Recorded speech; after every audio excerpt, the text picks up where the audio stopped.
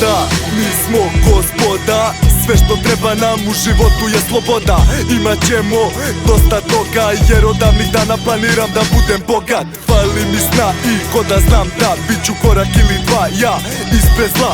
Želim mir pre nego što završim u grobu. Stavljam glavu u torbu, vodim neprestanu borbu. Ujedno siguran, osjetit ću slobodu. Puštam vodu, da govna odu. Uživam u plodu netaknute prirode.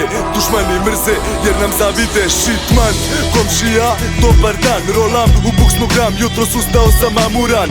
Predstavljam novo beogradski klan. I sve što mi treba je jedan dan. Jedan dan da ne budem nervozan. Imam plan da ostvarim svoj san sam. I bez smeća imperija bit će veća. Ili moja mladost postaće večna. S verom u Boga, u pravcu horizonta.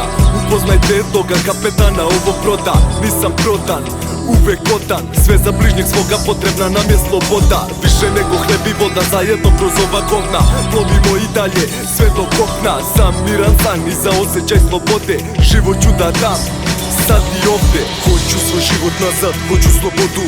Hoću da i ja pokažem moju dobrotu, a ne samo loše stvari, ja znam da mogu. Setim se nekih stvari, srce mi probodu. Problema uvek biće i ne mogu da odu. Novi dan, novo jutro, zahvalim se Bogu. Želim svoju slobodu, ulazim u novu borbu, a ne da nosim torbu i silazim u podrum. Biće sve dobro, sam sebe tešio. Kad se navarimo, svi se pola sata smešimo. Znam da sam grešio, 100 put sam rešio. Biće bolje sutra, svi smo ljudi, grešimo.